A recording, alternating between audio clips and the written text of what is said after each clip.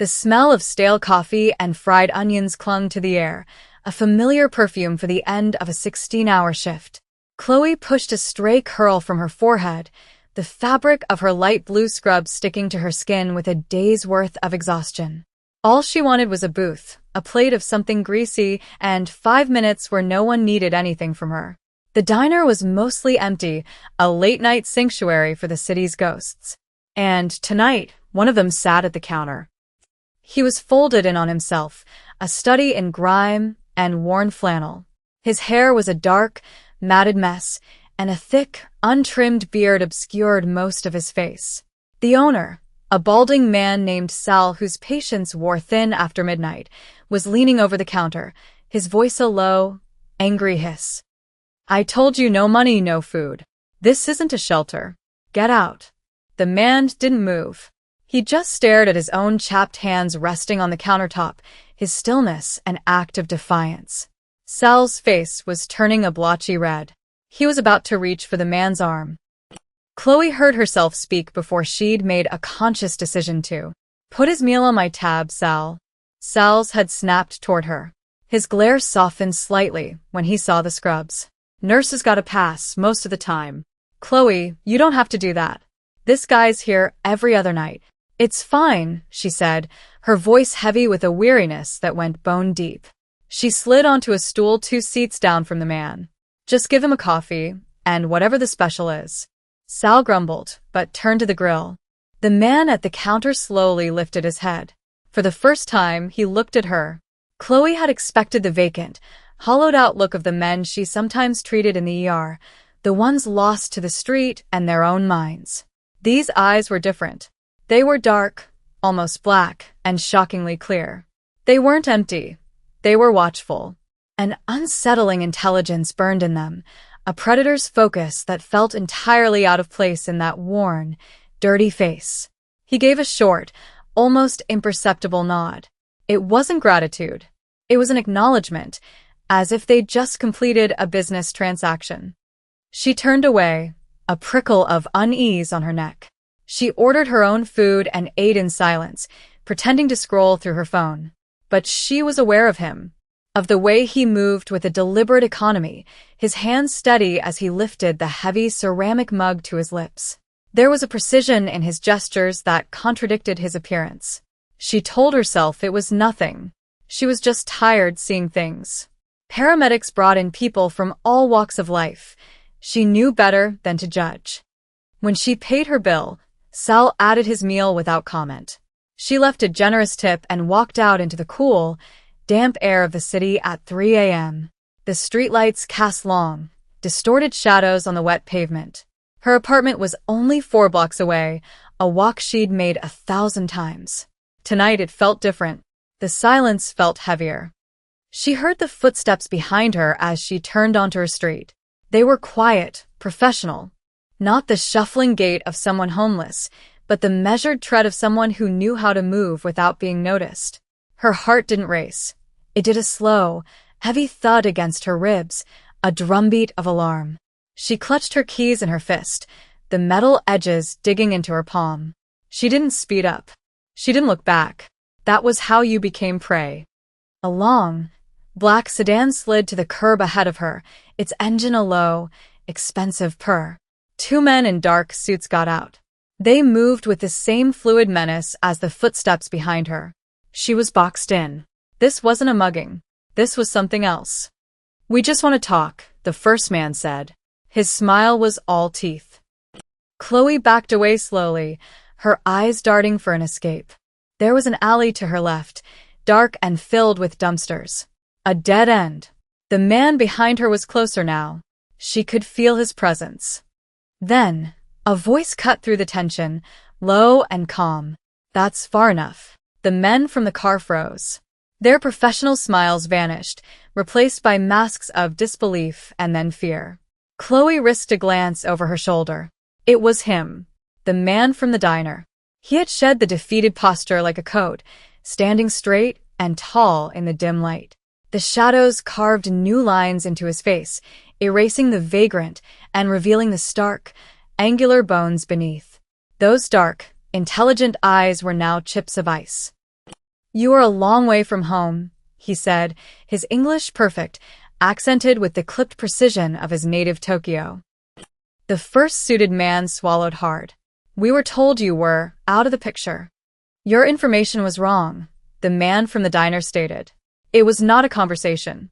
It was a verdict. He moved. It wasn't a rush. It was a flow, a terrifyingly graceful unfolding of violence.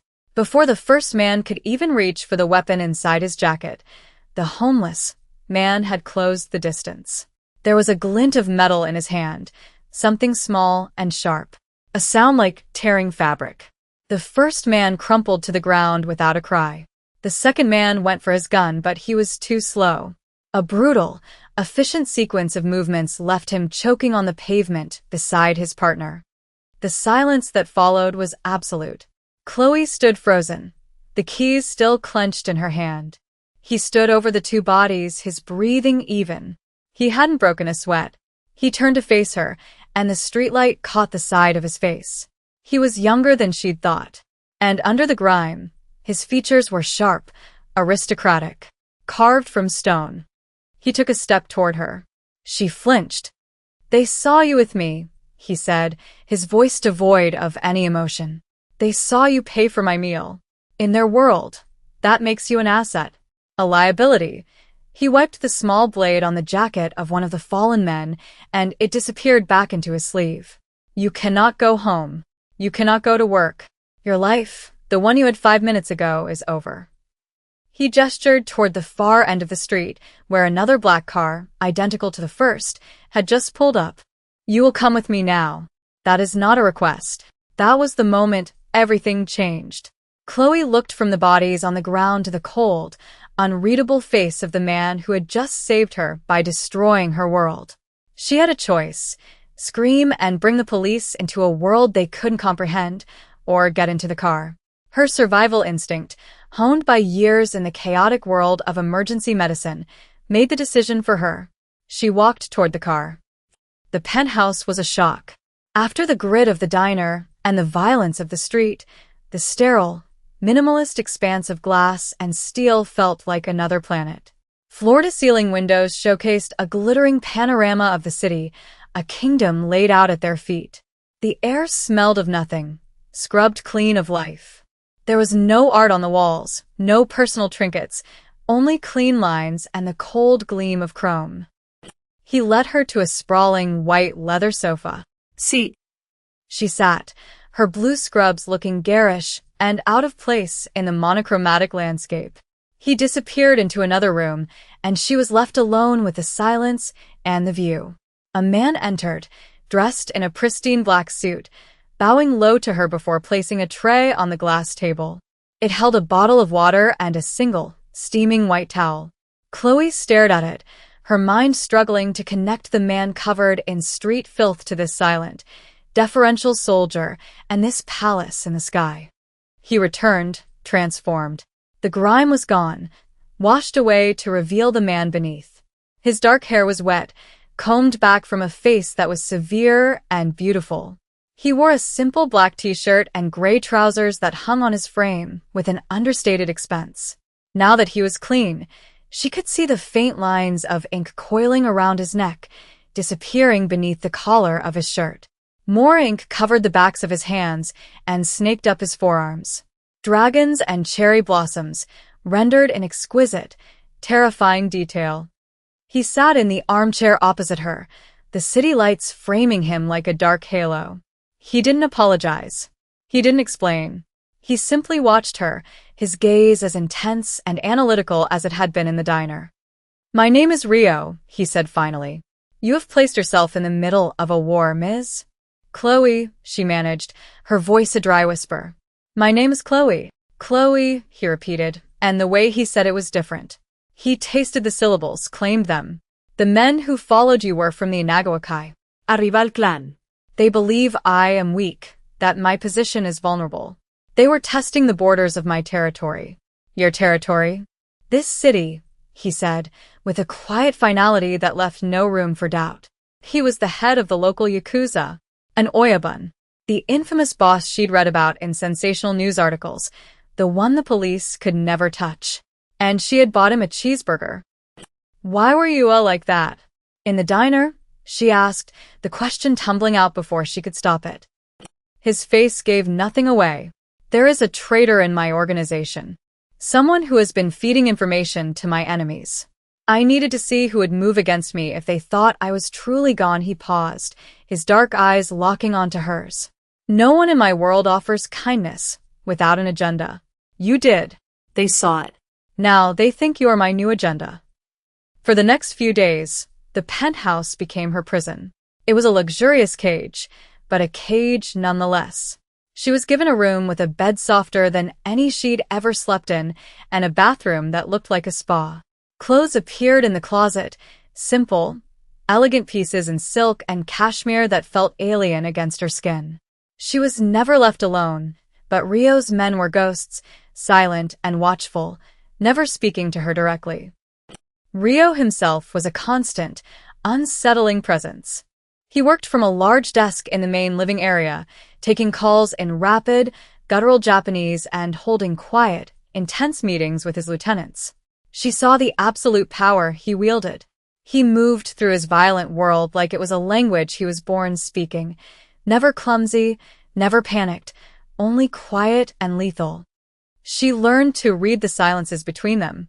She learned the story of his wound not from his words, but from his actions. There was a single, framed photograph on his desk, turned away from the room. One night, when he thought she was asleep on the sofa, she saw him pick it up. He traced the glass with one finger, his expression, for a fleeting second, unguarded. It was a mask of profound, aching loss. The next evening, he spoke of it. Not to her, but to the room, as if she were merely a piece of the furniture. His name was Kazuo, he said, his voice flat. He was staring out at the city. My second. We were raised together. He was my brother in all but blood. Chloe stayed perfectly still, barely breathing. The Inagawakai made a move on one of our warehouses. It was a trap, meant for me. Kazuo went in my place.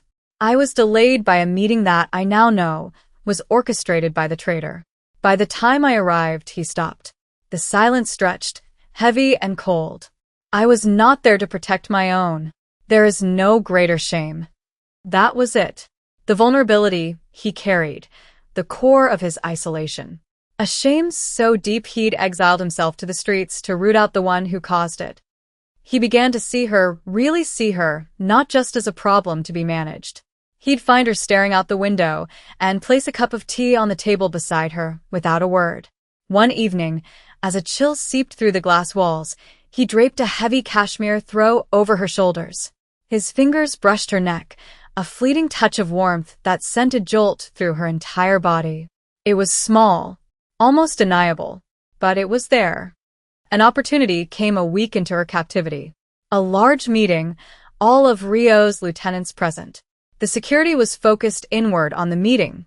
A service elevator she'd noticed was left unguarded. This was her chance. Her old life, her freedom, was just one button press away.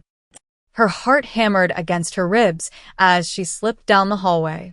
Her hand was on the call button, the metal cool beneath her trembling fingers. She could leave, disappear, find a new city, a new name.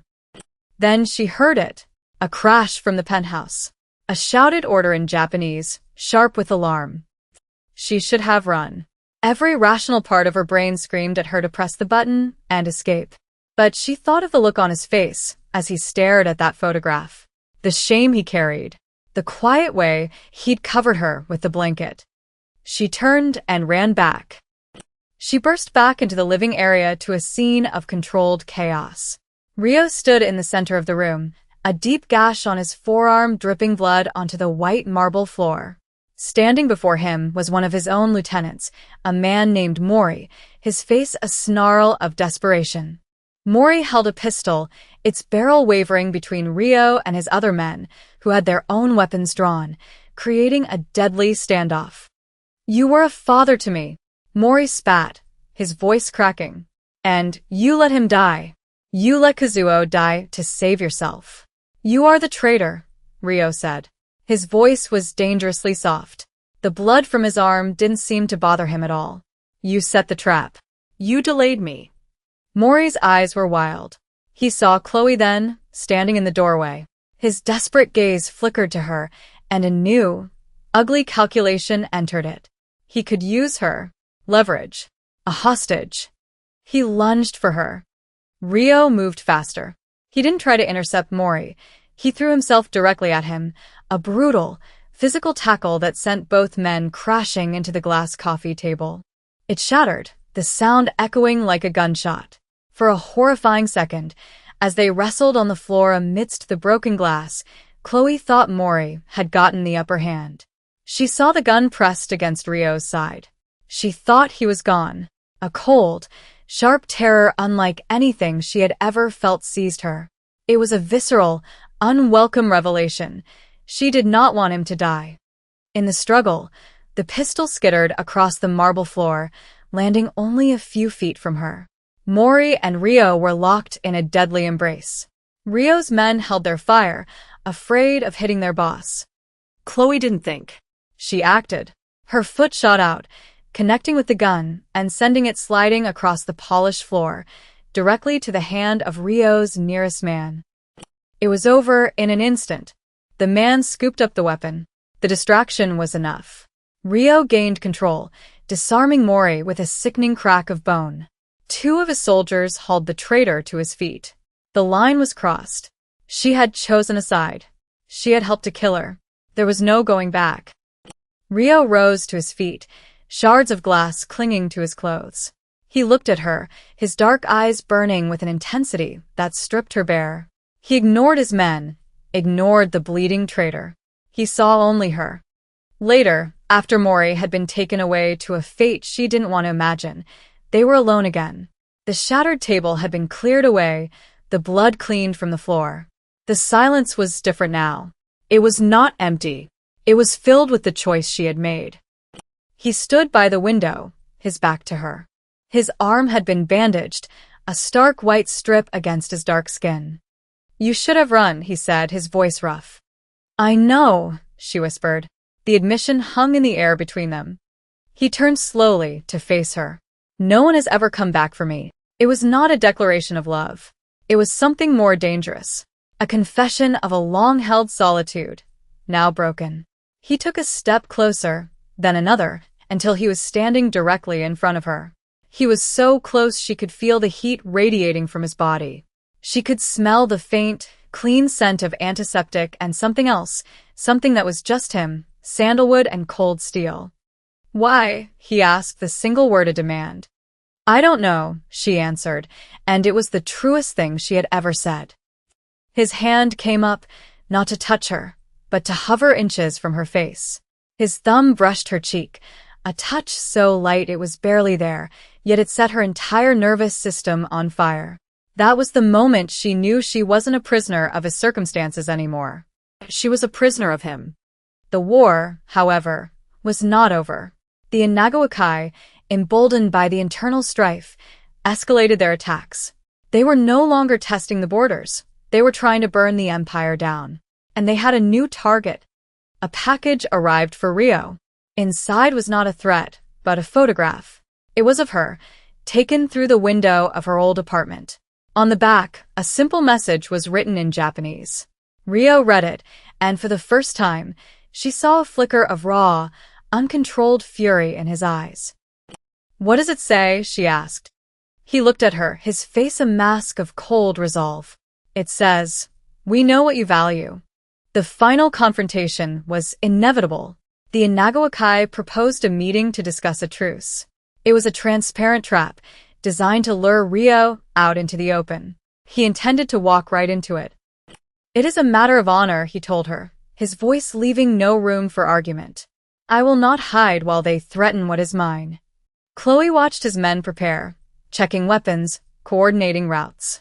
They were soldiers preparing for a battle they expected their general to lead from the front. But she saw what they didn't. She was a nurse. She was trained to see patterns, to diagnose the illness beneath the symptoms. The location for the meeting, a neutral warehouse at the docks, was too obvious. The timing too perfect. It wasn't a trap for him. It was a diversion. They're not going to be there, she said, stepping in front of him as he was about to leave. "This is to draw you out. All of you." His second-in-command, a stern man named Daisuke, looked at her with dismissive contempt. "This is not your concern. They're going to hit this building," she insisted, her gaze locked on Rio. "While you're all at the docks, they'll come here. They don't want to kill you in a firefight. They want to take your throne while you're not on it." Rio studied her face, searching for something. He saw the fierce intelligence, the certainty in her eyes. The same competence she must have shown in the chaos of an emergency room.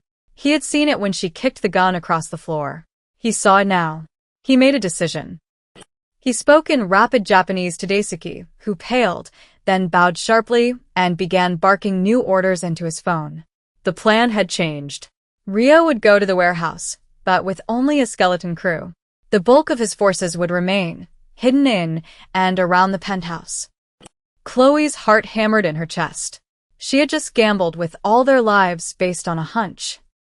The penthouse was quiet, the air thick with anticipation. She waited with Rio in the darkened living room, the city lights a distant, indifferent audience. The attack came just as she predicted. Explosions from the ground floor rocked the skyscraper.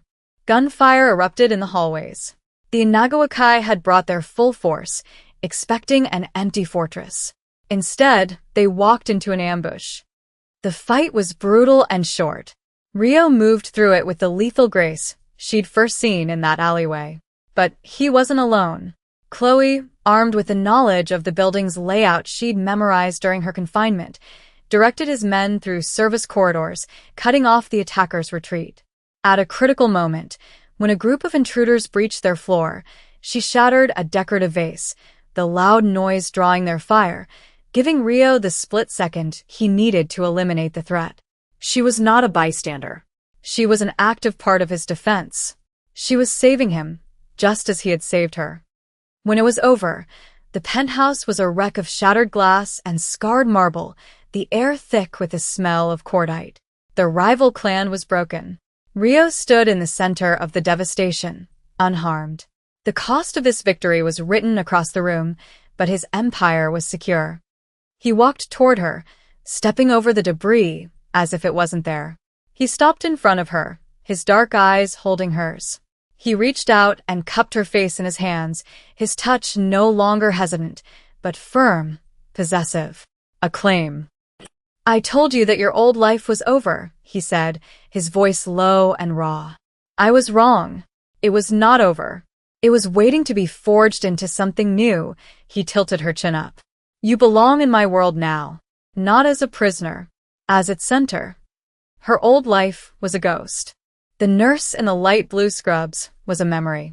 That woman saved lives with medicine and procedure.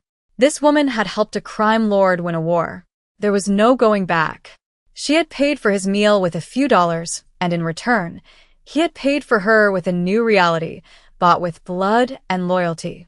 She had not asked for it, but now that it was hers, she found she did not want to let it go. He led her out onto the balcony, away from the wreckage. The city spread before them, a tapestry of light and shadow. His city. Their city. She was no longer wearing the silks he had provided. During the fight, she had changed back into a simple t-shirt and trousers. She was not a doll to be dressed up. She was a partner. He stood behind her, his presence a solid wall of heat and power. He placed his hand over hers where it rested on the cool metal railing. It was not a gesture of comfort. It was a brand, a quiet, possessive, and absolute declaration that this, all of it, was now theirs. The choice had been made long ago, in a greasy diner, over a cup of coffee. Everything since had been inevitable,